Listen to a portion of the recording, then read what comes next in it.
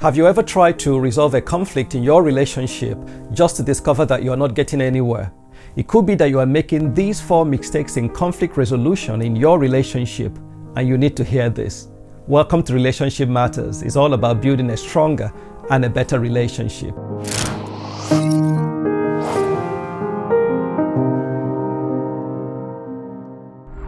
The first mistake that you may be making is failure to listen to and deal with the feelings and the emotions. Conflicts do create emotions, and sometimes these emotions do get in the way of conflict resolution. Examples like feelings of anger and resentment, feelings of betrayal, feelings of neglect. So you need to pay close attention to how your partner is feeling before you start resolving the conflict.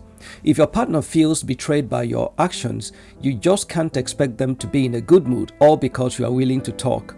There could be the need to start with sincere apologies or giving them a bit of time to heal and recover.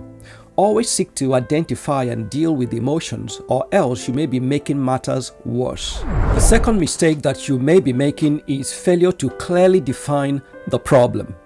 You must listen long enough to understand what the other person is saying and clearly understand their concerns. You don't go into conflict resolution without having a clear picture of what the issue is and how you intend to address it. Is it financial?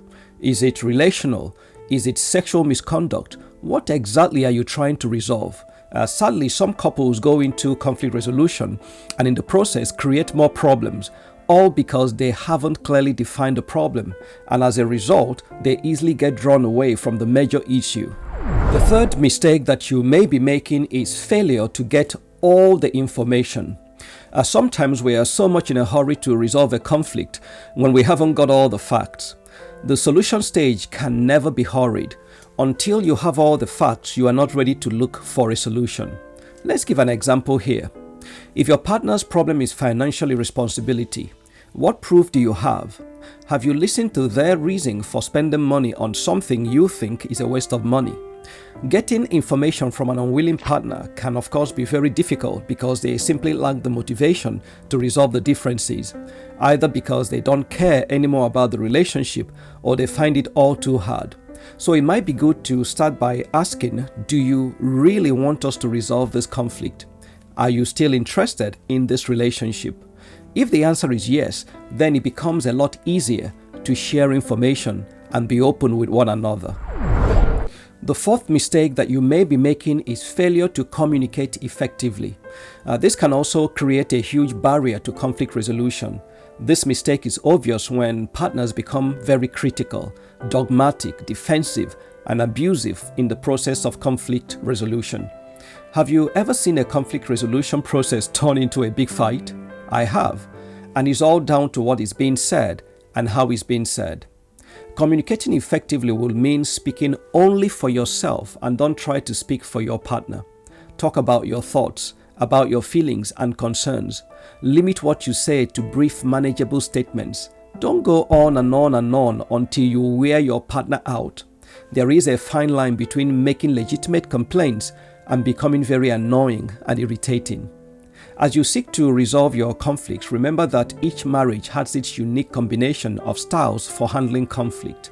And marriage researchers have discovered that we learn these styles of conflict management in our childhood years from our families, where we observe, copy, and react to the styles of our parents and friends. As a result, couples can sometimes find themselves using 2 different styles they've learned from their parents or from what they've been told on how to resolve conflict that just doesn't work. Remember that each marriage is unique, and every crisis you're going to face is unique as well. Avoiding these mistakes will put you in a better position to resolving your conflicts. If you have enjoyed watching this video, why not give it a like? And don't forget to subscribe and click on the bell icon so that you can get notified when new videos are available. And also check out this video on 5 keys to effective communication. It's going to help you understand how best to communicate with your partner. And I will see you in the next video.